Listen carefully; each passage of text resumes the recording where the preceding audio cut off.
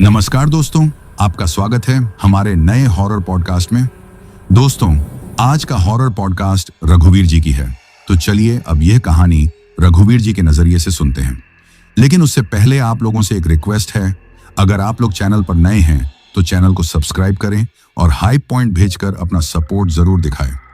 तो अब ज्यादा समय नहीं लेते हैं, चलिए कहानी की शुरुआत करते हैं।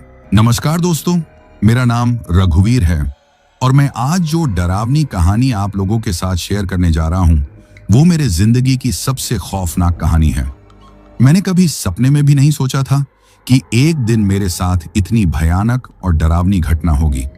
जब वह घटना मेरे साथ हुई थी उस समय मैं बहुत ज्यादा ही डर गया था, जिसके कारण मैं महीनों तक अपने घर से बाहर नहीं निकलता था।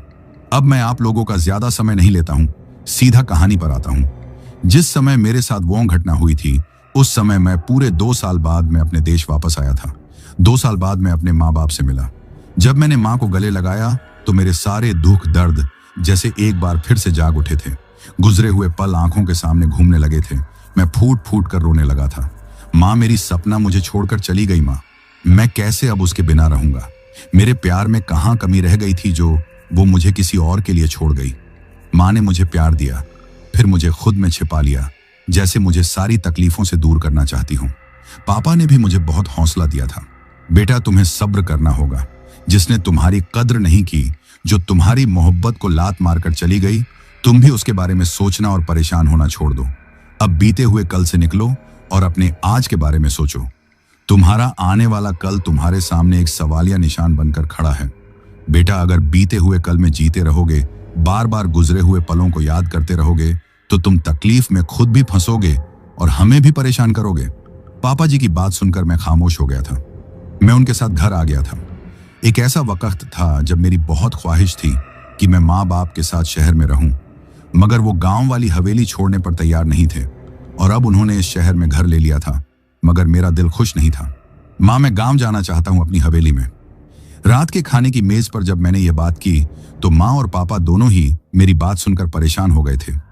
क्यों बेटा, गांव क्यों जाना चाहते हो तुम? वहां जाना ठीक नहीं है, माँ जल्दी से बोली थी। पापा जी भी माँ की हाँ में हाँ मिलाने लगे। हाँ बेटा, अब वो हवेली किसी तरह से भी महफूज नहीं है। हम तुम्हें वहां पर जाने की इजाजत नहीं दे सकते। उनकी बातें सुनकर मैं हैरान रह गया था। पापा जी, सारी जिंदगी हमने उसी हवेली में ही गुजारी है। बचपन से लेकर आज तक कभी वहां पर कोई अजीब बात महसूस नहीं की। आप तो यही कहते थे कि हवेली सुरक्षित है, गांव में हमें किसी किस्म का खतरा नहीं है। और अब ऐसा क्या हो गया है जो आप मेरा हवेली में जाने का सुनकर ही इतना परेशान हो गए? बेटा, तब की बात और थी, तब ये सब घटनाएं हमारे साथ पेश नहीं आई थी। जब तक सब ठीक था तब तक हम वहीं रहे, मगर अब वहां पर कुछ भी ठीक नहीं है। वहां जाना खुद को मौत के मुंह में डालने के बराबर है। मगर ऐसा क्या हुआ है, मुझे कुछ बताइए तो। माँ कहने लगी, बेटा हाँ, मैंने तुमसे हर एक बात को छुपाया, यह सोचकर कि तुम परदेश में बैठे हो, तुम परेशान होगे। बेटा, असल बात यह है कि जब से सपना उस हवेली से गई है, उस दिन के बाद से वो हवेली बहुत ज्यादा रहस्यमय हो गई है। अजीबोगरीब घटनाएं हमारे साथ हुई हैं। कैसे घटनाएं? मैंने हैरानी से पूछा था। बेटा, अचानक से किसी के रोने की आवाजें आती थी, कभी किसी के हंसने की। जब हम सो रहे होते तो अचानक हवेली के छत पर भागने की आवाज आती। नौकरों के साथ भी बहुत रहस्यमय घटनाएं हुई। एक एक करके नौकर हवेली से जाने लगे। हाँ, हमने हवेली में पूजा पाठ भी की, कितने ही तांत्रिक और साधु भी महल में बुलाए, मगर कोई हमें यह नहीं बता सका कि आखिर इस सब का कारण क्या है। एक साधु बाबा ने हमें कहा कि यह हवेली बहुत रहस्यमय हो गई है, इसमें जो भी शक्तियां हैं वो बहुत खतरनाक हैं, हमें जल्द से जल्द इस हवेली को छोड़ना होगा। बस यही वजह है हम वो हवेली छोड़कर यहाँ पर आ गए। ये सब हमने तुम्हें इसलिए नहीं बताया कि तुम परेशान होगे। पहले ही सपना की बेवफाई ने तुम्हें इतना दुखी किया है, अब अगर यह सब बताते तो तुम और भी ज्यादा परेशान हो जाते। माँ और पापा की बातें मुझे किसी फिल्म की तरह ही लग रही थी। माँ, ऐसा नहीं हो सकता, मैं इस बात पर यकीन कर ही नहीं सकता कि हमारी हवेली में कोई भूत प्रेत है। माँ, सारा बचपन और जवानी मैंने इसी हवेली में गुजारी, कभी सपने में भी मैंने किसी भूत को नहीं देखा। अब मैं ये बात कैसे मान लूं? पापा जी कहने लगे, बेटा, माना कि हमारी हवेली पहले हर तरह से सुरक्षित थी, मगर अब वो रहने के लायक नहीं है। अगर तुम्हें हमारी बातों पर यकीन नहीं है तो घर के नौकरों से पूछ लो। हमारी हवेली के आसपास जितने भी लोग रहते हैं वो सभी लोग डर की वजह से अपने घर छोड़कर चले गए हैं। उन्हें हवेली में रात को रहस्यमय परछाइयां नजर आती हैं। जिन्होंने लोगों का जीना हराम किया हुआ है, उनके दिल में डर और खौफ पैदा कर दिया है। सच्चाई यह है कि हम जाकर भी इसको बेच भी नहीं पा रहे, क्योंकि इसके बारे में तरह तरह की बातें मशहूर हैं। उनकी बातों को मैंने सुना जरूर था, मगर उन पर यकीन नहीं किया था। शायद इन लोगों को गलत फहमी हुई होगी। ऐसा नहीं हो सकता। हो सकता है किसी ने मेरे माँ बाप को हवेली से निकालने की साजिश की हो। और ये सपना कहाँ गई? वो अचानक से मुझे छोड़कर कैसे जा सकती है? वो तो मुझसे बहुत प्यार करती थी।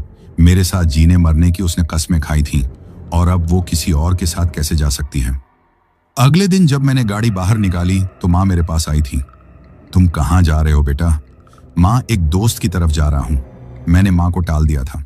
उन्हें यह नहीं बताया कि मैं हवेली ही जा रहा हूँ, क्योंकि मैं जानता था कि एक बार फिर से वो मुझे रोकने की कोशिश करेंगी, और मैं रुकने वालों में से नहीं था।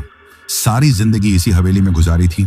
इसी हवेली में ही सपना मेरी पत्नी बनकर आई थी। उसके साथ गुजारा हुआ एक एक लम्हा मेरी आंखों के सामने किसी फिल्म की तरह घूम रहा था। मैं एक बार फिर से उसी हवेली में जाकर उस वक्त को याद करना चाहता था। उन पलों में खो जाना चाहता था जो मैंने सपना के साथ गुजारे थे। माँ से मैंने कह दिया था कि मैं 1-2 दिन अपने दोस्तों के साथ रुकूंगा। मेरी बातें सुनकर उन्हें शक तो हुआ था, मगर उन्होंने कुछ कहा नहीं। मेरी गाड़ी तेज रफ्तार से रोड पर दौड़ती जा रही थी। मेरे दिल में गमों का जैसे तूफान उबल रहा था। आंखों से आंसू फूट फूट कर बहने लगे थे। एक बार फिर से मैं टूटकर बिखर गया था। सपना, तू मुझे क्यों छोड़कर चली गई? तूने मुझे क्यों धोखा दिया? आखिर क्या कमी रह गई थी मेरी मोहब्बत में? कब मैं हवेली पहुंचा मुझे खबर ही नहीं हो सकी। होश की दुनिया में तो मैं तब आया जब चौकीदार ने मुझे देखकर मुझे पुकारा था। ये रामू काका थे, हमारे बरसों पुराने नौकर। हवेली की चाबियां उन्हीं के पास ही थी। रामू काका, मुझे हवेली की चाबियां चाहिए। कल ही मैं वापस आया हूं और अपनी हवेली में कुछ वक्त गुजारना चाहता हूं। रामू काका का चेहरा डर से पीला पड़ गया था। अरे बेटा रघुवीर, कैसी बातें कर रहे हैं आप? इस हवेली में तो कोई भी नहीं आना चाहता। आपके माँ बाप को 1.5 साल हो गया है इस हवेली को छोड़कर गए हुए, कभी पलटकर यहाँ पर नहीं आए। मैं भी बस उसी दिन का इंतजार कर रहा हूँ जब इस हवेली की कीमत लगेगी, तब मैं भी ये चाबियां उनके हवाले करके यहाँ से चला जाऊंगा। मत पूछो बेटा, ये वक्त मैं किस तरह से गुजार रहा हूँ। हर रोज एक नए खौफ से मैं वाकिफ होता हूँ। रामू काका का घर हमारी हवेली के साथ ही था। मैंने आसपास नजर दौड़ाकर देखा, मुझे हमेशा वाली रौनक कहीं भी नजर नहीं आ रही थी। पहले तो यहाँ पर औरतें गली में आती जाती दिखाई देती, लोगों की बातों की आवाजें सुनाई देती, बच्चे भी गली में खेलते हुए नजर आते, मगर हर तरफ वीरानी थी। रामू काका, इतनी खामोशी क्यों है? सब लोग कहाँ गए? ये गांव भी कितना बदल गया है। रामू काका फीके से अंदाज में मुस्कुरा दिए थे। बस बेटा, वक्त की बात है। अब इस रहस्यमय परछाई ने इस पूरे मोहल्ले का जीना हराम कर दिया है।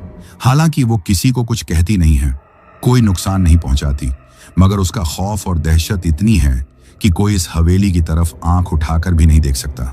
पूरी रात कोई भी यहाँ पर सुकून से सो नहीं पाता, इसीलिए लोग ये घर छोड़कर चले गए हैं। रामू काका ने भी वही बातें शुरू कर दी थी जो माँ और पापा ने की थी।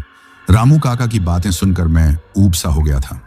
रामू काका, वो गैर पुष्टि हुई बातों पर कोई यकीन नहीं है, और न ही मैं उन मन घड़ंत घटनाओं को पसंद करता हूँ। मुझे हवेली की चाबियां दें, मुझे यहाँ कुछ वक्त गुजारना है, और हाँ, मेरे खाने पीने का इंतजाम कर दीजिएगा। रामू काका मुझे रोकते रहे, मगर मैंने उनकी एक भी नहीं मानी। मैं हवेली के अंदर आ गया था। अफसोस भरी निगाह मैंने अपनी हवेली पर डाली थी। कितना खुश रहते थे हम लोग यहाँ पर, माँ, पापा, मैं और सपना। घर में नौकरों की भी भरमार थी। माँ यहाँ पर खड़े होकर नौकरों पर हुक्म चलाती थी, और सपना, वो इस झूले पर बैठकर अपनी मनपसंद कहानियां पढ़ती थी। और ये पौधे, ये तो मैंने अपने हाथों से लगाए थे। ये पेड़ कितना बड़ा हो गया है। मुझे आज भी अच्छे से याद है, जब मैं छोटा सा था तब माँ ने बरगद का पेड़ लगाया था, और अब उसकी शाखें तो आकाश को जैसे छू रही हैं। मैं हर एक चीज को अफसोस से देख रहा था। जब मुझे अपने पीछे रामू काका की आवाज सुनाई दी, अगर रात को किसी भी तरह का डर लगे, खतरा महसूस हो, तो आप मेरे घर आ जाइएगा। मैं उनकी बात को नजरअंदाज करता हुआ अपने कमरे में आ गया था। सामने ही दीवार पर मेरी सपना के साथ शादी की तस्वीर मौजूद थी, जिसमें वो मुस्कुराते हुए मेरे कंधे पर सिर रखे हुए थी। और मैंने उसके चारों तरफ अपने बाजुओं को डाला हुआ था। हम दोनों यहाँ कितने खुश थे, कितने पूरे। न जाने किसकी हमारी खुशियों को नजर लग गई और हम दोनों अलग हो गए। सपना, तुम कहाँ हो? मैंने रोते हुए सपना को पुकारा था जब मुझे ऐसे महसूस हुआ जैसे सपना ने मेरी बात का जवाब दिया हो। मैं तो यहीं पे हूं आपके आसपास, मगर शायद अब आपको मेरी मौजूदगी महसूस नहीं हो रही। जब मैंने ये आवाज सुनी तो मैं बुरी तरह चौंक गया था। हैरानी से अपने आसपास देखने लगा। कौन है यहाँ पर? कौन है? क्या सपना तुम हो? अब मैं उसे पागलों की तरह पूरी हवेली में पुकारता जा रहा था। एक एक कमरा मैंने झांक कर देख लिया, मगर वो कहीं भी नहीं थी। दोबारा से मैं अपने कमरे में आ गया था। शायद यह मेरा वहम है। जितना मैं उससे प्यार करता हूं, जितना मैं उसके बारे में सोचता हूं, शायद यही वजह है कि उसका ख्याल मूर्तिमान होकर मेरे सामने आ गया। एक पल गुजरा था जब मुझे चूड़ियों की छन छन की आवाज सुनाई दी। मैं बेसाख्ता पीछे पलट कर देखा। मुझे किसी की झलक नजर आई थी, जैसे कोई खिड़की के पीछे खड़ा हो। मैं पागलों की तरह भागते हुए खिड़की के पास आया। जब पर्दा हटाकर देखा तो वहां पर कोई भी नहीं था। दूर दूर तक किसी का साया तक नजर नहीं आ रहा था। मैं सिर पकड़ कर रह गया। ये मेरे साथ हो क्या रहा है? लगता है कि मैं पागल हो जाऊंगा। शाम को रामू काका मेरे लिए खाना लेकर आ गए थे। मेरा खाना खाने को दिल नहीं चाह रहा था। चंद निवाले ही लिए थे कि रामू काका कहने लगे, साहब जी, अगर आप बुरा ना माने तो मैं एक बात कहूं। रामू काका, मुझे आपके साथ कहीं भी नहीं जाना, और अब आप यहां से चलें। मुझे कुछ वक्त अपने आप के साथ इस घर में गुजारना है। तन्हाई चाहिए, सपना की यादों के साथ मैं जीना चाहता हूं। उनके निकलने के बाद मैंने दरवाजा बंद कर दिया था और एक बार फिर से अपने कमरे में आ गया था। वह शादी की तस्वीर अब मैं था और मेरे साथ सपना का ख्याल। मैं एक तस्वीर को गौर से देखने लगा था जिसमें मैं सपना के करीब घुटनों के बल बैठा हुआ था और वो मेरी आंखों में झांक कर देख रही थी। अचानक से उस तस्वीर पर खून के कतरे गिरने लगे। ये नजारा देखकर मैं घबरा गया। जब मैंने खून को छूकर देखा तो उसमें अजीब सी बदबू थी। ये खून कहां से आया? मैंने छत की तरफ देखा। कहीं ऐसा तो नहीं कि यहां पर कोई परिंदा था जो जख्मी था? मगर पूरे कमरे में मेरे अलावा कोई भी नहीं था, तो फिर ये खून कहां से आया? मैं सोच में पड़ गया। इस एल्बम को मैंने साइड टेबल पर रख दिया था। अब मुझे वो दिन याद आने लगा जब मेरी सपना से पहली बार मुलाकात हुई थी। वो उसी गांव में रहती थी, हमारे नौकर की बेटी थी, जबकि मेरे पापा जी एक बहुत बड़े जमींदार थे। वो मेरी शादी भी किसी बहुत बड़े जमींदार घराने में करना चाहते थे। जब मैंने सपना को पहली बार देखा तो उसे देखते ही उस पर आशिक हो गया था। उसके साथ शादी करने की ख्वाहिश करने लगा था। उसके बारे में पता किया तो मुझे मालूम हो गया कि वो तुम्हारे नौकर की बेटी है। मुझे दिल ही दिल में डर था कि माँ बाप कभी नहीं मानेंगे, मगर मैं खुद भी इतनी जल्दी हार मानने वालों में से नहीं था। माँ को सपना के बारे में बताया तो उन्होंने सुनते ही साफ इनकार कर दिया। वो हमारे नौकर की बेटी है, वो कभी भी जमींदार घराने की बहू नहीं बन सकती। तुमने आज तो उसका नाम ले लिया, खबरदार अगर दोबारा कभी उसके साथ शादी करने की बात भी की। पापा जी भी ये सुनकर हैरान रह गए थे। अरे बेटा, तुम्हें लड़कियों की क्या कमी? जिस लड़की पर हाथ रखोगे उसी से तुम्हारी शादी कर देंगे। एक से बढ़कर एक लड़की तुम्हें मिल जाएगी। छोड़ो इस सपना को, उसमें क्या है? मगर वो उन्हें क्या बताता कि मैं उससे मोहब्बत करने लगा हूं, उसके बिना नहीं रह सकता। और फिर मेरी जिद से तंग आकर मेरे माँ बाप ने सपना के साथ मेरी शादी कर दी थी। मैं उसके साथ बहुत खुश था। ऐसे लगता था जैसे मेरी जिंदगी पूरी हो गई हो। मैं साथ साथ अपनी पढ़ाई भी पूरी कर रहा था। अपनी पढ़ाई के सिलसिले में ही मुझे कुछ वक्त के लिए विदेश जाना पड़ा था। तब सपना बहुत ज्यादा परेशान हुई थी कि मेरे बिना अकेले कैसे रहेगी, मगर मैंने उसे समझाकर शांत कर दिया था और फिर खुद विदेश आ गया था। मैं जब सपना से बात करता तो वो मुझे बहुत परेशान नजर आती, रोती रहती। जितनी देर भी उससे बात करता उसे दिलासा ही देता रहता। न जाने किस बात की उसे परेशानी थी जो खत्म होने का नाम नहीं लेती थी। माँ को उसका ख्याल रखने का कहा तो वो गुस्सा हो जाती। यूं मैंने माँ से कुछ कहना छोड़ दिया था। मुझे वहां पर आए हुए 2 महीने हुए थे जब एक दिन माँ ने बताया कि सपना घर छोड़कर किसी के साथ भाग गई है। ये खबर मुझ पर कयामत बनकर टूटी थी। माँ, सपना कहाँ गई? किसके साथ भागी? वो ऐसा कैसे कर सकती है? तब माँ के हाथ से पापा जी ने फोन ले लिया था। उन्होंने भी वही बात बताई जो माँ ने कही थी और मुझे यकीन ही नहीं आ रहा था कि मेरी पत्नी मुझे छोड़कर जा सकती है। माँ कहने लगी, वो छोटी जात की थी, उसने दौलत और रुपए पैसे के लिए तुम्हारे साथ शादी की। अपना और मेरा सारा जेवर लेकर वो घर से भागी है। सपना के घर वालों को भी नहीं पता था कि वो कहां पर है। माँ कहती कि ऐसी लड़कियों के बहुत से आशिक होते हैं, उसी के साथ भी चली गई होगी, उसने अपनी नई जिंदगी शुरू कर ली होगी और तुम हो कि जो अब तक उसको अपने दिल में बसाकर बैठे हो।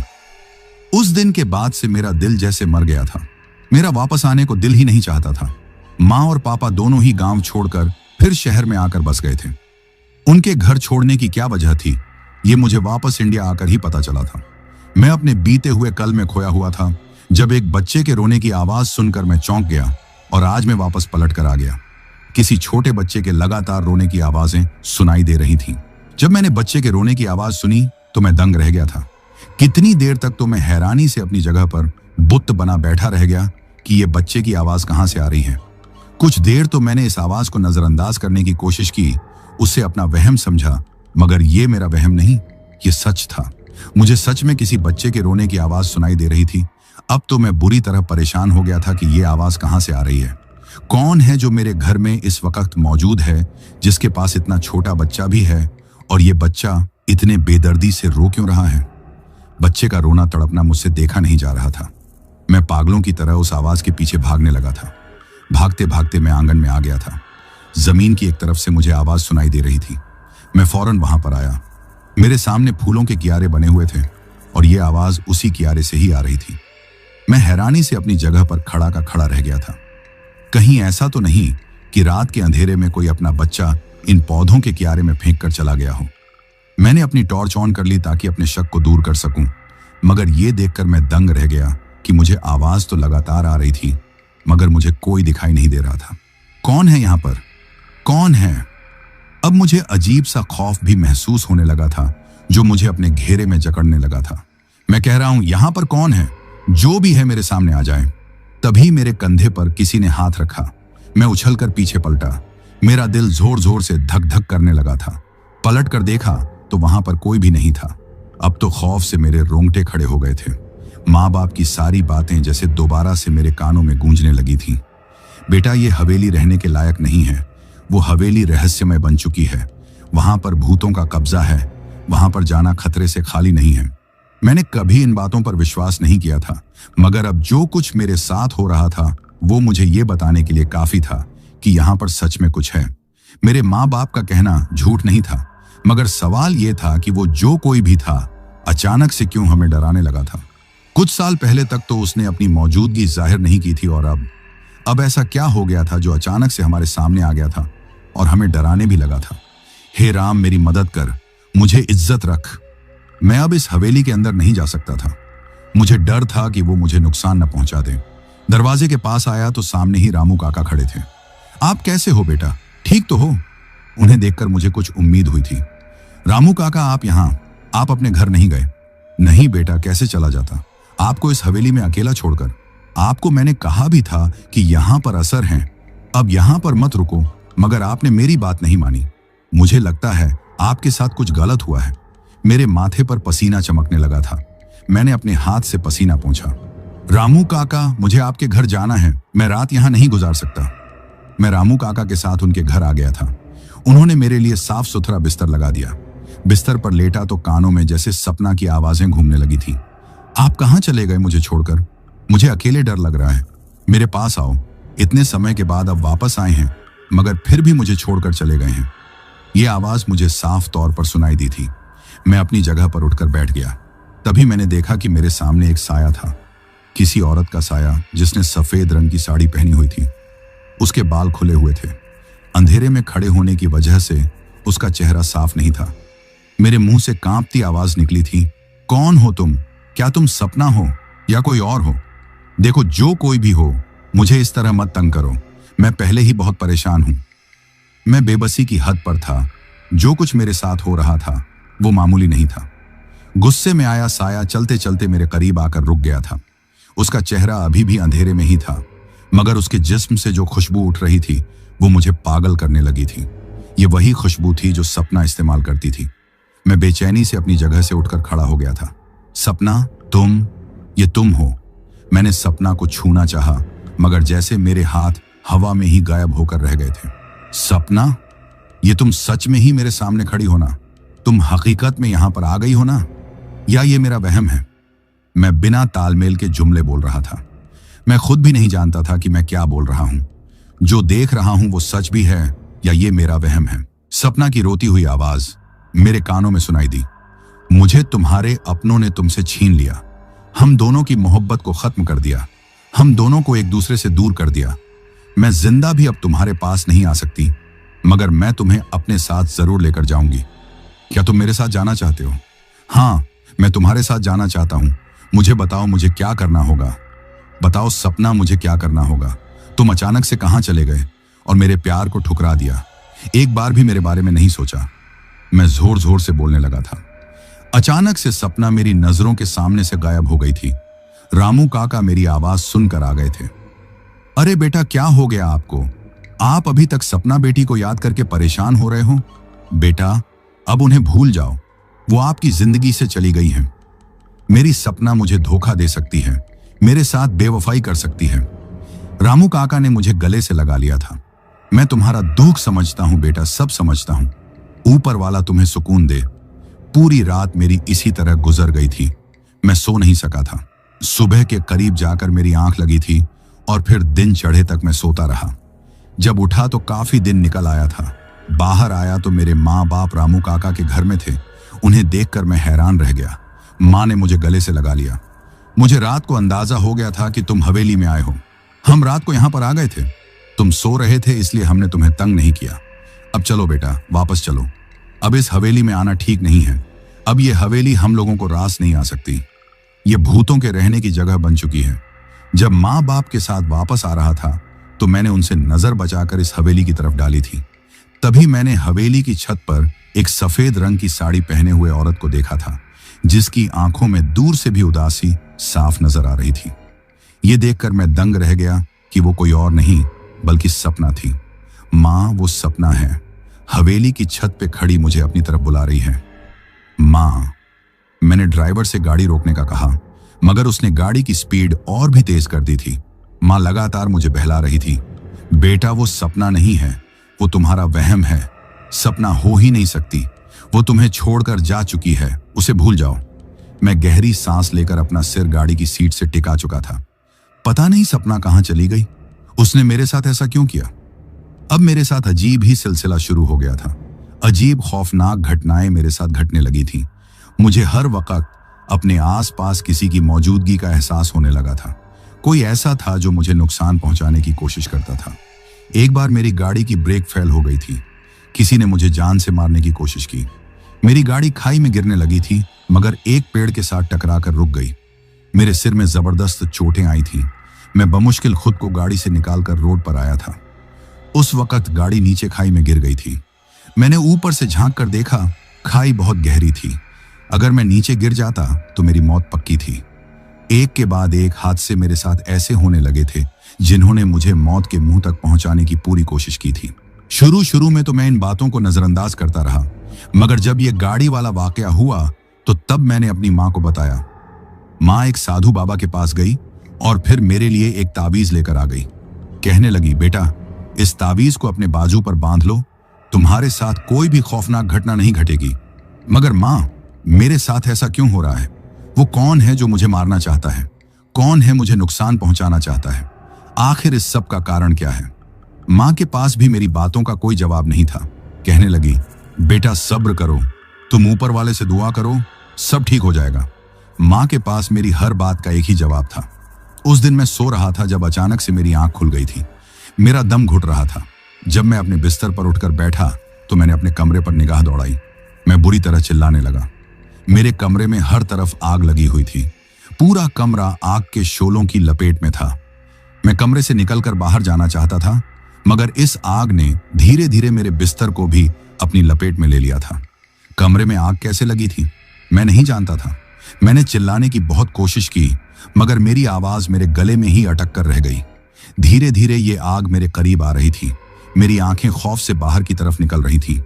हे राम, मेरे साथ ये क्या हो रहा है? मैंने अपने बाजू की तरफ देखा जहां पर माँ ने ताबीज बांधा था। आज मैं वो ताबीज दराज में रखकर दोबारा पहनना भूल गया था और इस वक्त वो दराज भी आग की लपेट में था। दरवाजा मैंने अंदर से बंद किया हुआ था। अगर कोई मुझे बचाने की कोशिश करता तो भी मुझे बचा ना पाता। मैं क्या करूं? कैसे खुद को बचाऊं? मौत मुझे अपनी आंखों के सामने नजर आ रही थी। तभी मैंने एक खिड़की के पास सपना का साया देखा, जो आंखों में आंसू लिए मुझे देख रही थी। अब हमेशा के लिए एक हो जाएंगे, तुम हमेशा के लिए मेरे पास आ जाओगे। इसके अलावा मेरे पास कोई रास्ता नहीं था तुम्हें अपने पास लाने का। मुझे माफ कर दो मेरे पति, मगर मुझसे दोबारा मिलने के लिए तुम्हें मरना ही पड़ेगा। हम जिंदा रहकर अब कभी भी नहीं मिल सकते। सपना की बात सुनकर मेरे पांवों के नीचे से जमीन निकल गई थी। ये हो क्या रहा था? तभी दरवाजा जोर जोर से खटखटाने की आवाज सुनाई दी। बाहर माँ और पापा थे जो जोर जोर से चिल्ला रहे थे, माँ दरवाजा अंदर से बंद है, मैं दरवाजा नहीं खोल सकता। माँ आपको दरवाजा तोड़ना होगा। पता नहीं उन लोगों तक मेरी आवाज गई थी या नहीं, मगर उन्होंने दरवाजा तोड़ने की कोशिश शुरू कर दी। मैंने सपना की तरफ देखा, उसकी आंखों में गुस्सा था। वो बहुत ही नफरत से दरवाजे की तरफ देख रही थी और फिर अचानक से अपनी जगह से गायब हो गई। उसी वक्त एक नौकर खिड़की तोड़कर कमरे में आया था। उसके हाथ में पानी का पाइप था। उसने पानी से आग बुझा दी थी। मैं भागते हुए कमरे से बाहर निकला और माँ के गले से लग गया। माँ, आज मेरे साथ अनहोनी होने वाली थी। आज मैं मौत के मुंह में जाकर वापस बचा हूं। आपकी दुआओं ने मुझे बचा लिया। माँ, मैं नहीं जानता कमरे में आग कैसे लगी थी। माँ भी बहुत रो रही थी। पापा जी भी बहुत परेशान थे। जो कुछ हो रहा था उसमें हम लोगों का परेशान होना तो बनता ही था। माँ, आप लोगों को कैसे पता चला कि मैं मुश्किल में हूं? कहने लगी। मेरा दिल घबरा रहा था, नींद नहीं आ रही थी। मैं आंगन में टहल रही थी, तभी मैंने तुम्हारे कमरे की तरफ देखा। मुझे आग के शोले नजर आए तो मैंने शोर मचा दिया और फिर इस तरह हम लोग तुम्हारे कमरे में आए। वाकई की रात मैं अपनी माँ की गोद में सिर रखकर ही लेटा रहा था। बार बार मेरी आंखों से आंसू निकल रहे थे। सपना का चेहरा आंखों के सामने आ रहा था और उसकी बातें भी दिमाग में घूम रही थी। अब मुझे अंदाजा हो गया था कि जो कुछ मैं सोच रहा हूं वो सब इतना मामूली नहीं है। कोई ऐसा राज है जो मुझसे छुपा हुआ है और इस राज तक पहुंचने के लिए मुझे किसी की मदद लेनी होगी। मैंने ये बात अच्छी तरह जान ली थी कि मेरी हवेली सिर्फ रहस्यमय ही नहीं थी, बल्कि किसी खतरनाक सच्चाई को अपने अंदर दफन किए हुए थी। मेरे माँ बाप का खौफ, रामू काका का डर और मेरे साथ होने वाले लगातार हादसे, ये सब एक ही तरफ इशारा कर रहे थे। कोई मुझे मारना चाहता था और अब तो वो आग का वाकया भी हो चुका था। माँ के पास तो हमेशा एक ही जवाब होता था, बेटा सब भूल जाओ और भगवान पर भरोसा रखो। लेकिन ये सब भुलाने वाली बातें नहीं थी। ये मौत थी जो मेरे सर पर मंडरा रही थी। मैंने फैसला किया कि अब मैं शहर से बाहर जाकर किसी पुराने दोस्त से मिलूंगा जो एक जांच पड़ताल करने वाला पत्रकार था और उसे सारी कहानी बताऊंगा ताकि वो सच्चाई का पता चला सके। अगले दिन शाम के वक्त मैंने अपनी गाड़ी निकाली। माँ बाप को बताया कि मैं शहर से बाहर एक जरूरी काम के लिए जा रहा हूँ। वो बहुत परेशान हुए। माँ ने रोते हुए मेरे लिए दुआ की और एक बार फिर वो ताबीज मेरे बाजू पर बांध दिया। मैंने उन्हें दिलासा दिया और गाड़ी में बैठकर निकल गया। मेरे दिमाग में सपना का ख्याल बार बार आ रहा था।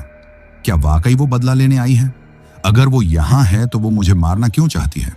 मैंने उससे बेवफाई नहीं की, बल्कि मैं तो आज भी उससे जबरदस्त मोहब्बत करता हूँ। इन सवालों ने मेरे दिमाग को घेर रखा था। मैं शहर की हद से निकलकर एक वीरान हाईवे पर आ चुका था। ये सड़क दोनों तरफ से घने पेड़ों से घिरी हुई थी और रात का वक्त होने की वजह से अंधेरा अपने पूरे जोर पर था। मेरा दिल धक धक कर रहा था। मैं जानता था कि यह सफर खतरनाक हो सकता है, खास तौर पर ताबीज पहनने के बाद। अब मेरा दुश्मन और भी ज्यादा भड़केगा। मैंने रेडियो ऑन किया ताकि दिल बहल सके, मगर रेडियो पर सिर्फ शोर की आवाज आ रही थी, जैसे कोई सिसकियां भर रहा हो। मैंने जल्दी से रेडियो बंद कर दिया और शीशे से बाहर देखा। खामोशी, गहरी खामोशी। अचानक मुझे अपने पिछली सीट पर कुछ हरकत महसूस हुई। एक पल को मुझे ऐसा लगा जैसे कोई सफेद रंग का साया एक कोने से दूसरे कोने तक फिसल गया हो। मेरे हाथ में कंपी तारी हो गया और मेरी गाड़ी की रफ्तार कम हो गई। कौन है? मैंने डरते हुए पूछा, मगर वहां कोई जवाब नहीं था। मैंने पीछे देखने की हिम्मत नहीं की, सिर्फ साइड मिरर में देखा। वहां सिर्फ खाली सीट नजर आ रही थी। शायद ये मेरा वहम है, मैंने खुद को तसल्ली दी। तभी मुझे ठंडक का जबरदस्त एहसास हुआ। गाड़ी के अंदर का तापमान अचानक गिर गया। मेरे सांसों से धुआं निकलने लगा। यह बिल्कुल सर्दी के मौसम जैसा था। गाड़ी की तमाम खिड़कियां बंद थीं। फिर यह कैसी सर्दी! और फिर वो हुआ जिसने मेरे होश उड़ा दिए। मेरे बाएं कान के बिल्कुल करीब एक नर्म धीमी फुसफुसाहट सुनाई दी, तुम मेरे हो। मैंने जोर से ब्रेक लगाई और गाड़ी चक्कर खाकर सड़क के किनारे रुक गई। मेरा पसीना छूट चुका था। मैंने तेजी से पीछे मुड़कर देखा। वहां सपना खड़ी थी, वही सफेद साड़ी, वही बिखरे बाल, मगर उसका चेहरा। वो मुस्कुरा रही थी, एक खूनख्वार और जालिमाना मुस्कुराहट। उसकी आंखों में खून उतरा हुआ था और उसने अपना एक हाथ मेरे गले की तरफ बढ़ाया। आज तुम बचकर नहीं जाओगे। तुमने मेरी मोहब्बत पर शक किया, तुमने अपने कातिलों पर यकीन किया, अब तुम्हारी जिंदगी खत्म। उसकी आवाज में चीख और तकलीफ का मिश्रण था। मैंने घबराहट में दरवाजा खोलने की कोशिश की, मगर दरवाजा लॉक हो चुका था। मैं जोर जोर से हांफने लगा। मैंने हॉर्न बजाया, लेकिन वहां कोई नहीं था। सड़क वीरान थी। तुम मुझे मार क्यों रही हो? मैंने तुम्हें क्या किया है? मैं चीखा, मेरी आवाज कांप रही थी। तुम्हारा जीना ही मेरी मौत है। तुमने मुझे बचाया नहीं, तुम दूर चले गए। मैंने तुम्हारी इंतजार में यहां तड़प तड़प कर जान दे दी। सपना का हाथ मेरे गले के करीब आ गया। मुझे यूं लगा जैसे किसी ने मेरे गले पर बर्फ रख दी हो। मैंने मां का दिया हुआ ताबीज पकड़ लिया और जोर जोर से दुआ पढ़ने लगा। जैसे ही मैंने दुआ पढ़ी, सपना के चेहरे पर जबरदस्त तकलीफ के आसार नजर आए। उसने हौलनाक चीख मारी, जिससे मेरे कानों के पर्दे फटने लगे। तुम इस ताबीज से नहीं बच सकते। ये मुझे तुमसे दूर नहीं कर सकता। वो एक खौफनाक धुएं के बादल में बदल गई और वो धुआं गाड़ी के एसी वेंट में से बाहर निकलने लगा। जैसे ही वो गायब हुई, गाड़ी के दरवाजे का लॉक खुल गया। मैंने तेजी से दरवाजा खोला और बाहर निकलकर मुंह के बल सड़क पर गिर पड़ा। मैं कांप रहा था, खौफ और दहशत का आलम था। तभी मुझे गाड़ी के इंजन से आवाज आई। मैंने देखा कि गाड़ी का बोनट अपने आप उठ रहा है। गाड़ी की हेडलाइट्स अजीबोगरीब अंदाज में टिमटिमा रही थी, जैसे कोई बात करना चाहता हो। अचानक एक खून आलूदा हाथ बोनट के अंदर से निकला और गाड़ी की बैटरी के साथ लगे एक तार को जोर से खींच लिया। गाड़ी की तमाम लाइट्स बुझ गईं, पूरी तरह अंधेरा। मैं जान गया कि उसने मेरी गाड़ी को तबाह कर दिया था। मैं अब पैदल ही आगे बढ़ सकता था। मेरे हाथ में तावीज था जो मुझे एक कमजोर सी उम्मीद दे रहा था। मैंने तेजी से सड़क पर भागना शुरू कर दिया। मेरे पीछे घने जंगल में छिपे खौफ और अंधेरे के सिवा कुछ नहीं था। मैं एक बार फिर मौत के मुंह से निकला था। कई घंटों की पैदल मेहनत के बाद मैं वापस शहर में अपने घर पहुंचा। मैं शारीरिक और मानसिक तौर पर पूरी तरह से थक चुका था। मैंने माँ बाप को सड़क पर पेश आने वाले वाकयात के बारे में कुछ नहीं बताया। मैं जानता था कि वो एक बार फिर मुझे तसल्ली देंगे और सच्चाई से मुंह मोड़ लेंगे। उस रात मैंने फैसला किया कि अब मैं ये ताबीज कभी नहीं उतारूंगा, चाहे कुछ भी हो जाए। मैंने दरवाजा अंदर से बंद किया और बिस्तर पर लेट गया। थकावट की वजह से तुरंत मेरी आंख लग गई। मैंने एक ख्वाब देखा, एक गहरा खौफनाक ख्वाब। मैं अपने पुराने गांव की हवेली में था। हर तरफ अंधेरा था और हवा में सड़न की बू थी। मैंने देखा कि मैं उसी कमरे में हूं जहां सपना की शादी की तस्वीर लगी थी। वो तस्वीर मेरे सामने झूल रही थी और उस पर से खून के कतरे टपक रहे थे। आओ मुझे बचाओ, मुझे तस्वीर के अंदर से सपना की धीमी आवाज सुनाई दी। मैं तस्वीर के करीब गया और देखा कि सपना का चेहरा तस्वीर के शीशे से बाहर झांकने की कोशिश कर रहा है। उसके चेहरे पर आंसू थे और उसके होंठों पर सफेद झाग था। मैं फंस गई हूं यहां, अंधेरा है, वो मुझे बाहर नहीं आने दे रहे। कौन तुम्हें बाहर नहीं आने दे रहा? मैंने खौफ से पूछा। तुम्हारे माँ बाप, उन्होंने मुझे यहां कैद कर दिया है, तुम्हारे प्यार में। वो नहीं चाहते कि तुम सच्चाई जानो, वो नहीं चाहते कि तुम मेरी सच्ची मोहब्बत को समझो। उन्होंने मुझे यहीं इसी कमरे में मारा था। सपना की आवाज एकदम खौफनाक चीख में बदल गई। तुम्हारा बच्चा उसने देखा था। ख्वाब टूट गया। मैं हांफता हुआ उठ बैठा। मैं अपने कमरे में ही था। मेरे शरीर पर पसीना था और मेरा दिल तेज धड़क रहा था। मैंने तुरंत ताबीज को छुआ, वो अभी भी मेरे बाजू पर था। मैंने कमरे में चारों तरफ देखा, सब कुछ खामोश और ठीक ठाक था। मैंने पानी पिया और खुद को शांत करने की कोशिश की। सिर्फ एक बुरा ख्वाब था। मैंने दोबारा आंखें बंद करके लेटने की कोशिश की, मगर मुझे नींद नहीं आ रही थी। मुझे अपने बिस्तर के नीचे से किसी के रेंगने की आवाज सुनाई दी। खर खर खर खर। यह आवाज ऐसी थी जैसे कोई नाखूनों से जमीन को खुरच रहा हो। मैंने तुरंत बिस्तर पर उठकर बैठ गया। मेरा बिस्तर दीवार के साथ लगा हुआ था। आवाज बिस्तर के नीचे से आ रही थी। कौन है? मैंने फुसफुसाहट में पूछा। आवाज बंद हो गई। मैंने टॉर्च ऑन की और आहिस्ता आहिस्ता बिस्तर के किनारे तक आया। मैंने डरते हुए बिस्तर के नीचे टॉर्च की रोशनी डाली। वहां कोई नहीं था, सिर्फ गहरा अंधेरा। मैंने आह भरी और पीछे हटने लगा। तभी मेरे पांव को किसी ने जोर से पकड़ लिया, बर्फ जैसा ठंडा हाथ। मैं खौफनाक चीख मारकर पीछे हटा। मेरा शरीर दीवार से जा टकराया। मैंने दोबारा टॉर्च की रोशनी नीचे डाली और जो कुछ देखा उसने मेरे होशो हवास खत्म कर दिया। बिस्तर के नीचे से एक काला साया निकल रहा था। यह कोई आम साया नहीं था। यह चींटियों, सड़ी हुई मिट्टी और खून से बना हुआ एक गोला था और उसमें से एक बदबूदार हाथ बाहर निकल रहा था जो मेरे बिस्तर की चादर को जोर से खींच रहा था। और फिर उस साये ने अपने छिपे हुए चेहरे को मेरे सामने किया। उसकी आंखें खाली थीं और उसके दांत नुकीले थे। उसने बच्चे के रोने जैसी आवाज में मुझसे कहा, तुम्हें सोना होगा हमेशा के लिए। ये आवाज मेरे दिमाग में घुस गई जिससे मेरा सर फटने लगा। मैंने अपना सर पकड़ा और चीखें मारने लगा। मेरे बिस्तर के नीचे से वो काला साया मेरे टखने पर लिपट गया और मुझे नीचे की तरफ खींचने लगा, जैसे बिस्तर के नीचे कोई दलदल हो। मुझे ऐसा लगा जैसे मेरा बिस्तर अब कोई ठोस चीज नहीं बल्कि एक दलदल है जो मुझे निगल रहा है। माँ, बाप, कोई मेरी मदद करो, मैं मर जा रहा हूं। मैं चीखा मगर मेरी आवाज दब रही थी। मैंने पूरी ताकत से हाथ पांव मारे और अपने बाजू पर लगे तावीज को जोर से छुआ। जैसे ही मैंने ऐसा किया, साये में से एक हौलनाक गरज सुनाई दी और उसने मेरे पांव छोड़ दिए। मैं कांपता हुआ जमीन पर गिर पड़ा। मेरा पूरा शरीर पसीने में डूबा हुआ था।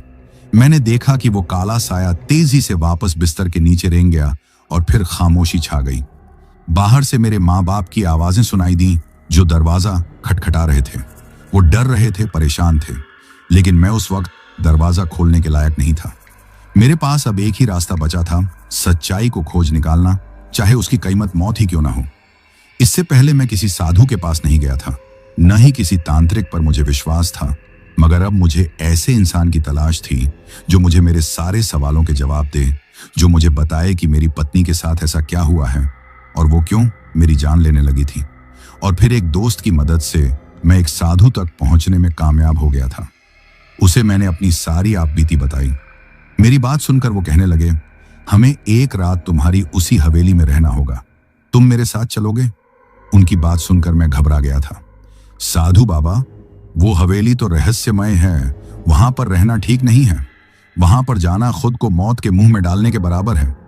मेरी बात पर वो हल्का सा मुस्कुराए थे। बेटा, इस सवाल का जवाब जानने के लिए हमें वहां पर जाना ही होगा। जो कुछ तुमने अपनी पत्नी के बारे में बताया है वो सब कुछ मामूली नहीं है। मुझे लगता है कि तुम्हारी पत्नी मर चुकी है, उसका कत्ल किया गया है, उसके साथ कोई हादसा हुआ है, तभी वो आत्मा बनकर भटक रही है। बेटा, हमें उसकी मदद करनी होगी। जब तक हम उसकी मदद नहीं करेंगे, उसकी आत्मा को मोक्ष नहीं दिलाएंगे, तब तक वो यूं ही भटकती रहेगी और वो तुम्हें भी नुकसान पहुंचाने की कोशिश करेगी। मैंने माँ और पापा को यह बात नहीं बताई थी कि मैं दोबारा हवेली जा रहा हूं, वरना वो किसी भी सूरत मुझे वहां न जाने देते। मैंने उनसे झूठ बोला कि मैं एक दोस्त के पास रुकने के लिए जा रहा हूं क्योंकि मैं बहुत परेशान हो चुका हूं, मुझे माहौल बदलने की जरूरत है। वो दोनों जल्दी से इस बात पर मान गए थे ताकि मैं किसी तरह से खुद को बहला सकूं। शाम का वक्त था जब हम दोनों हवेली पहुंचे थे। रामू काका मुझे देखकर घबरा गए। अरे बेटा, आप फिर यहाँ पर आ गए, आपको मना भी किया था मैंने रामू काका को सारी बात बताई। रामू काका ये साधु बाबा हैं और ये जानने के लिए यहाँ पर आए हैं कि जो कुछ हो रहा है उसका कारण क्या है। आप चिंता मत करें, साधु बाबा मेरे साथ हैं, भगवान ने चाहा तो मुझे कुछ नहीं होगा। मैंने साधु बाबा को वो जगह बताई थी जहां से मुझे उस बच्चे के रोने की आवाज सुनाई दी थी। साधु बाबा कहने लगे, चलो उसी जगह पर चलते हैं। साधु बाबा ने जमीन पर एक दायरा बनाया, मुझे उस दायरे में खड़ा किया और खुद मेरे सामने दायरा बनाकर बैठ गए थे। उन्होंने अपने सामने आग भी जलाई हुई थी। बार बार कुछ पढ़ते हुए आग में फूंक रहे थे। आधी रात का वक्त आ चुका था। एक तरफ से शोर की आवाजें सुनाई देने लगी। मैं बुरी तरह घबरा गया। साधु बाबा कहने लगे, तुम्हें जो कुछ भी नजर आए उसे देखकर तुमने घबराना नहीं है। वो जो कोई भी है तुम्हें कुछ नहीं कह सकेगा जब तक इस दायरे के अंदर हो। तुम सुरक्षित हो, बस इस दायरे से बाहर ना निकलना। मैंने उनकी बात मानकर अपनी आंखें बंद कर ली। मैंने अपनी आंखें तब खोली जब मुझे सपना की आवाज सुनाई दी। साधु बाबा कहने लगे, तुम कौन हो और क्यों इन लोगों को परेशान कर रही हो? साधु बाबा के सवाल पर सपना ने मेरी तरफ देखा। उसकी आंखों में इंतजार, आंसू और दुहक था। उसे देखकर मैं दंग रह गया। मुझे यकीन नहीं आ रहा था कि सपना मर चुकी है और इस वक्त एक आत्मा के रूप में मेरे सामने है। जो कुछ उसने बताया उसे सुनकर मेरे पांवों के नीचे से जमीन निकल गई थी। उसने बताया कि जब मैं विदेश गया था तो मेरे जाने के बाद मेरी मां का रवैया उसके साथ बहुत खराब हो गया था। वो उससे बात बात पर जलील करती, उसे तंग करती थी, उसे ताने देती थी, जलील करती थी, मगर ये सब वो मेरी मोहब्बत में बर्दाश्त कर रही थी। जब उसे पता चला कि वो माँ बनने वाली है तो उसने सबसे पहले ये खबर मेरी माँ को बताई थी, ताकि ये खबर सुनकर उनका दिल उसके लिए नरम पड़ जाए। मगर माँ ये सुनकर परेशान हो गई कि कहीं ऐसा ना हो कि मैं हमेशा के लिए सपना के काबू में आ जाऊं। वो नहीं चाह रही थी कि वो 1-2 टक्के की लड़की होकर इस खानदान पर राज करे और इस नस्ल को आगे बढ़ाए। तभी माँ ने उसको मार दिया था। उस रात पापा जी भी शहर में गए हुए थे। उन्हें काम था 2 दिन के लिए। उन्होंने हवेली वापस नहीं आना था। मेरी माँ ने हवेली के सभी नौकरों को शाम को जल्दी छुट्टी दे दी थी। हवेली में सिर्फ वो दोनों अकेली थी। तब माँ ने मेरी पत्नी को दूध में झड़ देकर पिला दिया था। मेरी पत्नी तड़प तड़प कर मर गई और उसके साथ मेरा वो बच्चा भी, जो अभी दुनिया में आया नहीं था। उसके बाद माँ ने बाहर एक गड्ढा खोदा और फिर मेरी पत्नी को उस गड्ढे में फेंक दिया। उस दिन के बाद से मेरी पत्नी ने हवेली वालों का जीना हराम कर दिया। मेरी माँ ने न सिर्फ उसकी जान ली थी, बल्कि उसके बारे में गलत बातें भी फैला दी थीं कि वो किसी के साथ भाग गई है। जब मुझे इस वजह का पता चला तो मुझे बहुत दुख हुआ। मेरी आंखों से लगातार आंसू बहे जा रहे थे।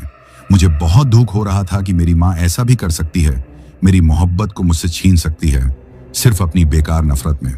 साधु बाबा कहने लगे, तुम्हारे साथ जो हुआ है वो गलत है, ज्यादती है।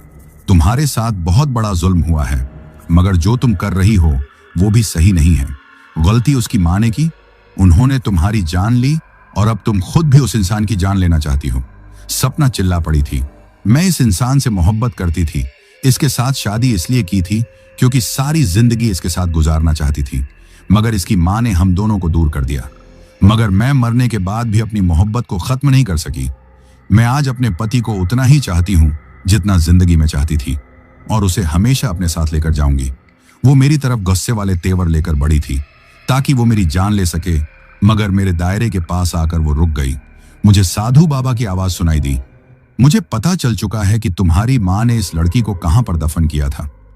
मैं उसका ढांचा जमीन से निकालकर श्मशान घाट में लेकर जाऊंगा और वहां पर जाकर उसका अंतिम संस्कार कर दूंगा, उसकी आत्मा को मोक्ष दूंगा। मगर तब तक तुम इस दायरे में ही रहोगे, तुम यहां से बाहर नहीं निकलोगे, वरना ये आत्मा तुम्हें जान से मार देगी। मैं उस दायरे में बैठकर आंसू बहाता रहा था। सपना मेरे सामने आकर बैठ गई। वो मुझे बार बार दायरे से बाहर आने को बोलती, मगर मैं कानों में उंगलियां डाले लगातार रोते हुए उसकी बातों को नजरअंदाज कर रहा था। फिर सपना ही की एक जोरदार चीख सुनाई दी थी और वो हमेशा के लिए गायब हो गई। पता नहीं कितनी देर गुजर गई थी जब साधु बाबा वहां पर आए। उन्होंने मेरे कंधे पर हाथ रखा। अब खतरा टल चुका है लड़के, अब तुम दायरे से बाहर आ जाओ। तुम्हारी पत्नी हमेशा के लिए दुनिया से जा चुकी है, अब तुम लोगों को किसी से कोई खतरा नहीं है। मैं खुश था कि अब इस घर से रहस्यमय असर खत्म हो गए थे, मगर दुखी इस बात का था कि अपनी पत्नी को हमेशा के लिए खो दिया था। माँ ने कितना गलत किया, न सिर्फ उसकी जान ली बल्कि उसे पूरी दुनिया में बुरा भी कर दिया। माँ, मैं आपको कभी माफ नहीं करूंगा। जब मैं घर आया तो माँ के चिल्लाने की आवाजें दूर दूर तक सुनाई दे रही थी। मैं भागते हुए घर आया। पापा से इसका कारण पूछा तो कहने लगे, पता नहीं तुम्हारी माँ को क्या हो गया है, अचानक से चिल्लाने लगी है। मैंने जब साधु बाबा से इस बारे में पूछा तो कहने लगे कि उस आत्मा ने जाते जाते अपना बदला ले लिया है। तुम्हारी माँ पागल हो गई है। वो आत्मा तुम्हारी जान तो नहीं ले सकी, मगर उसने तुम्हारी माँ से अपनी मौत का बदला ले लिया। मेरी माँ पागल हो चुकी थी। वो हम लोगों को मारने के लिए भागती, नुकसान पहुंचाने की कोशिश करती। तंग आकर हमने माँ को पागल खाने में दाखिल करवा दिया था, मगर कुछ दिनों के बाद ही खबर मिली कि माँ की मौत हो गई है। उस दिन मैं बहुत रोया था। माँ की एक जिद और नफरत ने हमारे पूरे परिवार को तबाह और बर्बाद कर दिया था। अगर माँ बड़े दिल का प्रदर्शन करती तो आज ये सब ना होता। अब मेरी माँ को हमसे बिछड़े 4 साल बीत चुके हैं। अब मैंने अपने पापा जी की पसंद की एक लड़की से शादी कर ली है और उसके साथ अपनी जिंदगी गुजार रहा हूं, मगर मेरे दिल में वो सुकून नहीं है, वो खुशी नहीं है जो मुझे सपना के साथ मिलती थी। आज भी मैं उसकी यादों में खो जाता हूं। कोई चीज, कोई खुशी मुझे सपना की यादों से दूर नहीं कर पा रही। अब मैं 2 बच्चों का पिता भी बन चुका हूं, मगर आज भी जो मोहब्बत मेरे दिल में सपना के लिए है, उसकी जगह कोई और नहीं ले सका। तो दोस्तों, यह कहानी यही खत्म हुई। और अगर आप लोग भी चाहते हैं कि आपका नाम वीडियो में लिया जाए तो अपना नाम और अपने शहर का नाम वीडियो में कमेंट करें। अगर आपको यह कहानी पसंद आई हो तो वीडियो को लाइक और चैनल को सब्सक्राइब करें ताकि और भी डरावनी कहानियां आप तक पहुंच सकें। कहानी को अंत तक सुनने के लिए दिल से धन्यवाद दोस्तों। आज के लिए बस इतना ही, मिलते हैं जल्द ही कुछ नई कहानियों के साथ। तब तक के लिए अपना ध्यान रखिए।